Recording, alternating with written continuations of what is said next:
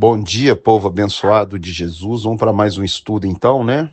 Livro de Números, capítulo 28 a 30, né? Agora Deus institui o holocausto contínuo.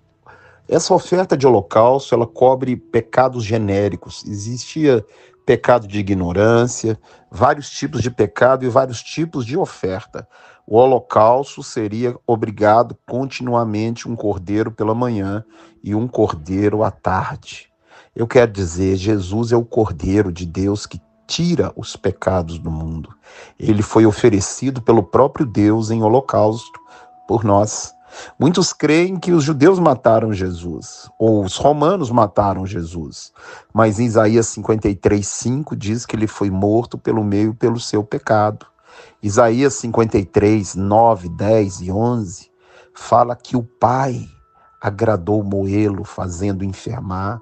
Quando ele desse a vida dele, olha, como sacrifício, veria a sua posteridade, a vontade do Senhor prosperaria nas suas mãos. Se você não sabe qual que é a vontade do Senhor, é reconciliar com o homem, reconciliar com você, comigo, com a nossa família, está morando dentro de nós, em um dia que a gente possa morar com ele, uma eternidade, e para isso o Cordeiro de Deus foi sacrificado. Eu não preciso mais ter holocausto contínuo, porque o Cordeiro de Deus que tira os pecados do mundo naquela cruz, pagou toda a nossa dívida de pecado, todo o holocausto, qualquer tipo de pecado foi pago na cruz. E agora ele fala também as ofertas que deveriam ser dadas nas festas bíblicas, na festa de Páscoa, na festa de Pentecostes, na festa de trombetas, na festa de tabernáculos. Ele institui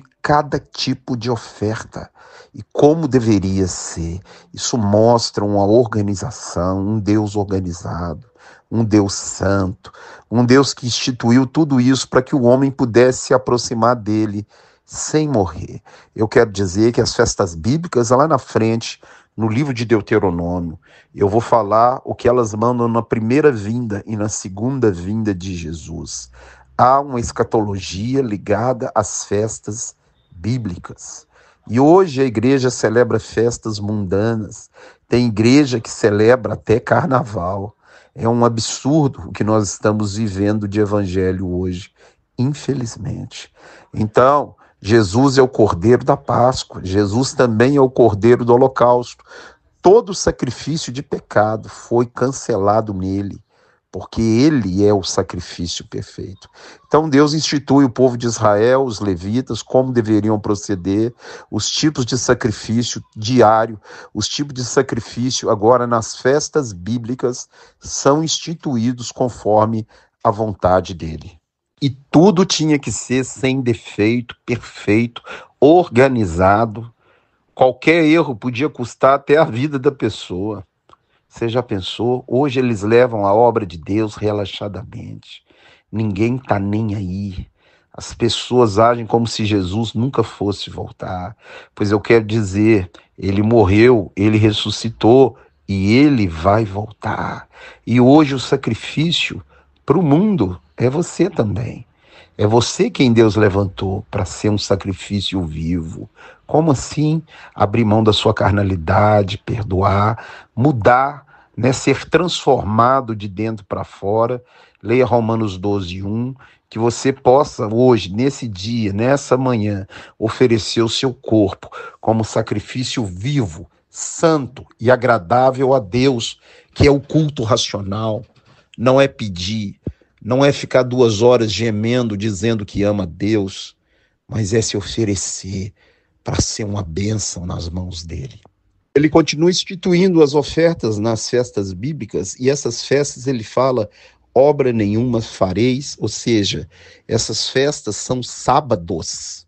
Existe o sábado da semana e os sábados das festas. Então, há uma diferença. Quando a gente vê a crucificação de Jesus, a Bíblia diz que Jesus ficou 3 dias e 3 noites no seio da terra. Se ele foi crucificado na sexta-feira, como pensam os católicos, ele teria ressuscitado na segunda, 3 dias e 3 noites, né? Mas não. Foi alta madrugada, né, do sábado para o domingo, né? Então, como que isso aconteceu? Se a Bíblia fala que as pernas dos ladrões foram quebradas para que o corpo não ficasse no sábado na cruz, é porque quando a Páscoa cai no meio da semana e ele morreu num dia de Páscoa, porque o Cordeiro Pascual, o dia que era sacrificado, aquele dia não podia fazer trabalho nenhum, era um sábado. Então, no nosso calendário, ele morreu de quarta para quinta.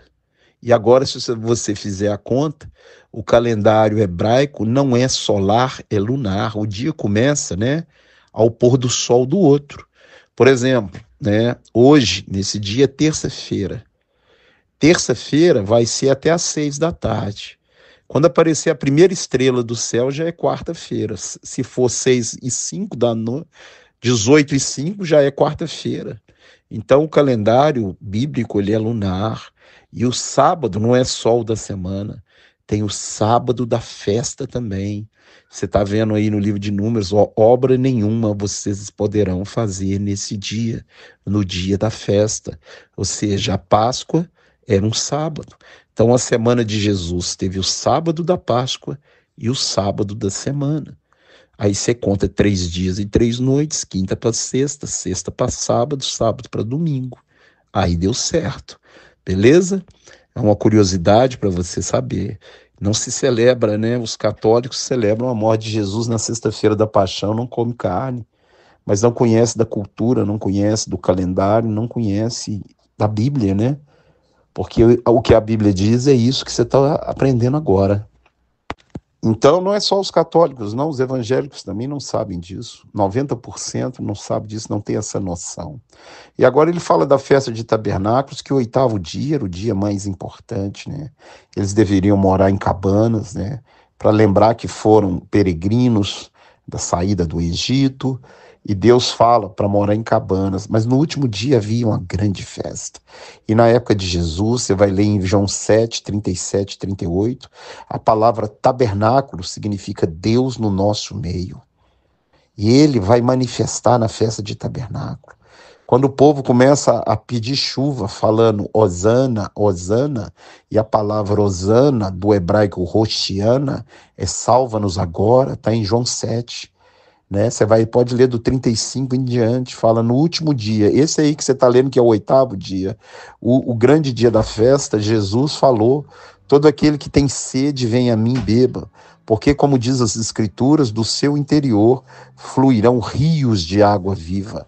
Isso ele disse quanto ao Espírito que haviam de receber os que nele crescem, porque o Espírito até aquele momento não tinha sido dado, porque ele ainda não tinha sido glorificado. Ou seja, ele falou, eu sou o Messias. Estavam clamando, Hosana, Hosana, significa salva-nos agora, e ele fala, todo aquele que tem sede, vem a mim e bebam. Então ele institui essas coisas que deveriam ser oferecidas a ele, nas festas fixas, nas festas que ele estabeleceu para que o povo pudesse lembrar. Lembrando que essas festas tinham um cunho primeiro de ensinar os filhos. Né? Você leia Êxodo capítulo 12, você já estudou, você lembra, né? Quando vossos filhos vos perguntarem, e a igreja ela peca por não celebrar as 3 festas importantes que ele mandou, Páscoa, Pentecostes e Tabernáculos. Não essas festas dessas igrejas que só servem para pedir dinheiro para os outros, mas para ensinar o que tem a ver a elas com a volta de Jesus, com a criação dos nossos filhos. É muito importante ter o conhecimento da Bíblia e dessas festas. E agora esse capítulo seguinte, o 30, é bem curioso, fala sobre pessoa fazer um voto. Lembrando que em Eclesiastes fala para não fazer voto de jeito nenhum, né? Porque se você fizer, você vai ter que cumprir. Agora é interessante como funciona. Se a mulher fizesse um voto, né, e não conseguisse cumprir, ou o marido desaprovasse, ele podia fazer ela quebrar o voto. Ou seja, ela podia sair daquele voto, né? E vai falando aí os diversos tipos de casos, né? Do marido, da mulher, né? Dos votos que eram feitos ao Senhor, de uma mulher que era sozinha, de uma mulher que não é casada, e por aí vai. Agora, se um homem fizesse um voto, esse voto só estaria quebrado na morte do sumo sacerdote, ou somente o sumo sacerdote teria autoridade para quebrar esse voto. Então, a melhor coisa que você faz é não fazer voto de jeito nenhum, para você não fazer um voto de tolo, né? Porque Deus não está te pedindo nada. Então, se você for fazer, você vai ter que cumprir o seu voto. Então, não faça voto de tolo. Leia esse capítulo, é bem curioso, sobre a questão do voto, da mulher fazer voto, da mulher repudiada, da mulher solteira, né? No caso delas, da viúva, e vai falando aí os diversos tipos de voto e como que eles poderiam ser quebrados pelo marido, pelo pai daquela pessoa. Verso 13 diz: todo voto que a mulher tiver feito, né? Seja para afligir a sua alma, o seu marido pode aceitar ou pode quebrar esse voto. Ele tem essa autoridade. Porque a Bíblia diz que o marido é o cabeça da mulher. Ó, Deus é o cabeça de Cristo, Cristo é o cabeça do homem, o homem é o cabeça da mulher. Então você está vendo aí a autoridade que o homem tinha, né? Ou tem, né? De quebrar um voto. Quando a mulher fizer um voto e não tiver cumprido, ou ele não quiser que ela cumpra o voto, ele tem autoridade para quebrar esse voto.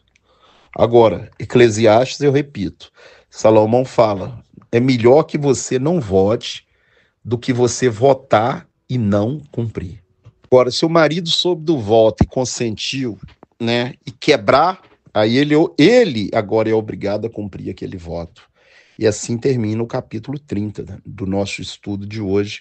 Que Deus te abençoe, te guarde, te proteja, te livre, que você seja a oferta perfeita, né, na sua família, no seu trabalho, seja verdadeiramente um cristão, uma cópia de Cristo, né? Leia de novo Romanos 12, capítulo 1, versículo 1 e 2. Fica na paz.